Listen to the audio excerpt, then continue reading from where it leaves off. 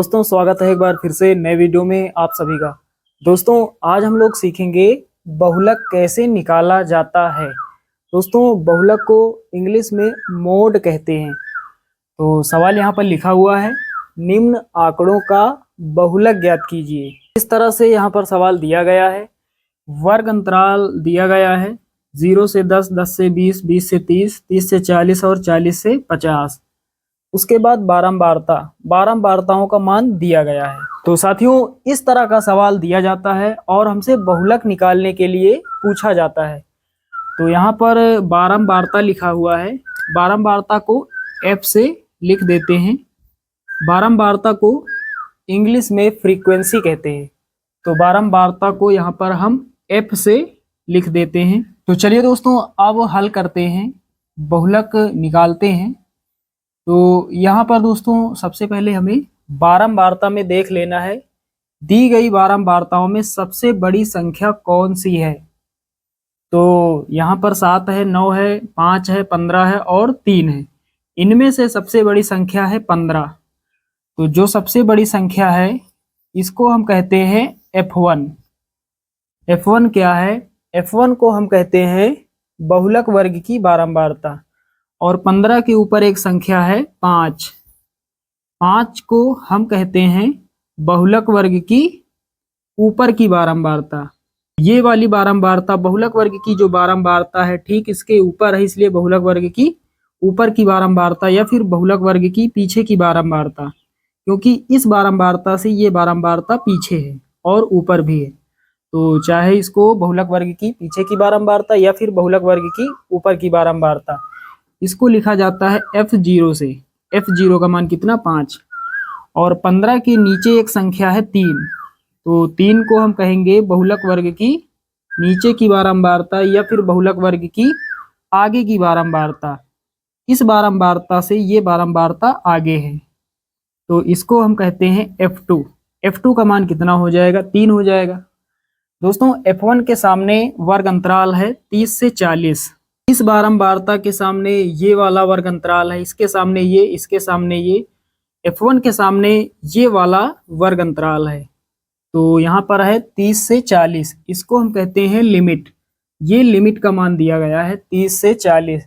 तो इस लिमिट में एक बड़ी संख्या है और एक छोटी संख्या है। छोटी संख्या को बहुलक वर्ग की निम्न सीमा कहते हैं और बड़ी संख्या को बहुलक वर्ग की उच्च सीमा कहते हैं। तो यहाँ पर बहुलक वर्ग की निम्न सीमा से हमें मतलब है। बहुलक वर्ग की निम्न सीमा यानी L का मान कितना है? 30। ये हो जाएगा L का मान, स्मॉल l। तो यहाँ पर हमने कैसे निकाला है सभी मानों को एक बार थोड़ा रिपीट कर देते हैं। हमें बारंबारता में सबसे बड़ी बारंबारता देख लेनी है, यानी जो बारंबारताएं दी गई हैं, जो संख्याएं यहाँ पर दी गई हैं नीचे, यहाँ पर हमें देख लेना है सबसे बड़ी संख्या कौन है। तो सबसे बड़ी संख्या है 15। 15 को कहते हैं बहुलक वर्ग की बारंबारता यानी F1। 15 के ऊपर एक संख्या 5। 5 को कहते हैं बहुलक वर्ग की ऊपर की बारंबारता या फिर बहुलक वर्ग की पीछे की बारंबारता यानी F0। और 15 के नीचे एक संख्या है 3। 3 को कहते हैं बहुलक वर्ग की आगे की बारंबारता या फिर बहुलक वर्ग की नीचे की बारंबारता। F1 के सामने वर्ग अंतराल है 30 से 40। उसके बाद F1 के ठीक सामने इधर वर्ग अंतराल है 30 से 40। तो यहाँ पर छोटी संख्या जो है 30, इसको कहते हैं बहुलक वर्ग की निम्न सीमा यानी स्मॉल l। स्मॉल l का मान कितना? 30। अब हमें चाहिए बहुलक वर्ग की माप यानी स्मॉल h का मान। तो यहाँ पर लिखेंगे बहुलक वर्ग की माप। बहुलक वर्ग की माप h बराबर, दोस्तों अंतर यहाँ पर कितने का है? वर्ग अंतराल में अंतर कितने का है?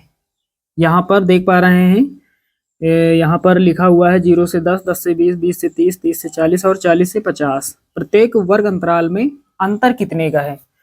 तो उच्च सीमा में निम्न सीमा को घटा देंगे, बड़ी संख्या में छोटी संख्या को घटाएंगे, अंतर पता चल जाएगा। 50 में 40 घटाएंगे 10 बचेगा, 40 में 30 10 बचेगा, 10 में 0 घटाएंगे 10 मिलेगा। कुल मिलाकर वर्ग अंतराल में अंतर कितने का है? 10 का। तो h का मान कितना हो जाएगा? 10 हो जाएगा। दोस्तों सभी मानों को एक स्थान पर लिख लेते हैं। तो यहाँ पर F1 का मान कितना है 15 और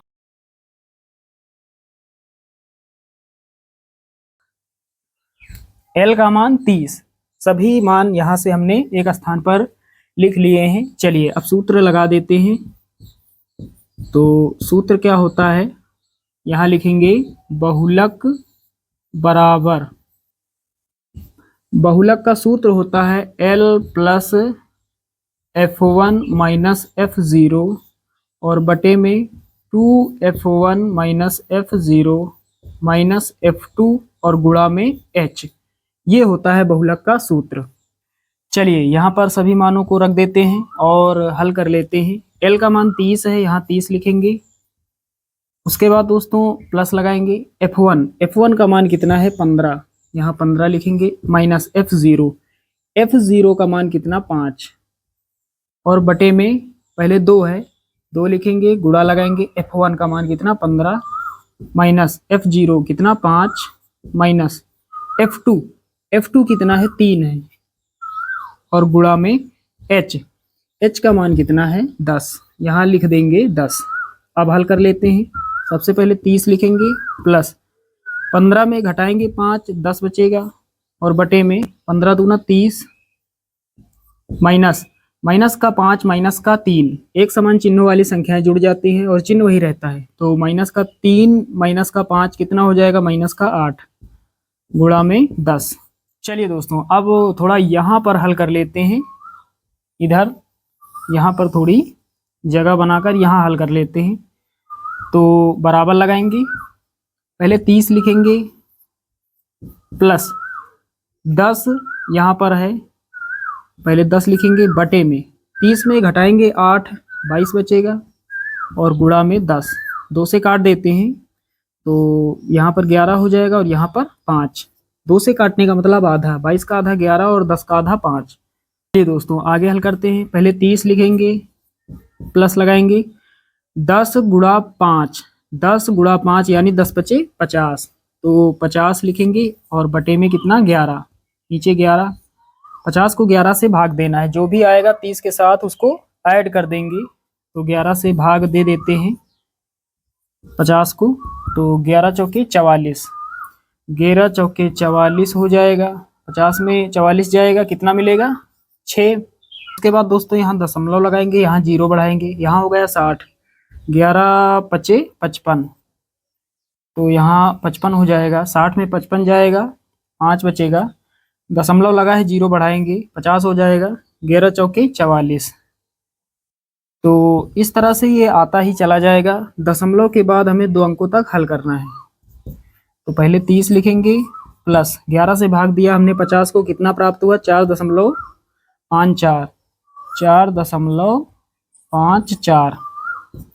तो यहाँ पर 30 में जोड़ देना है 4.54 को, तो 30 और 4 34 हो जाएगा, 34.54। यही हमारा फाइनल आंसर हो जाएगा। तो साथियों उम्मीद करता हूँ कि बहुलक निकालना आप सभी लोग अच्छे से सीख गए होंगे। चलिए दोस्तों मिलते हैं अगले वीडियो में, तब तक के लिए जय हिंद।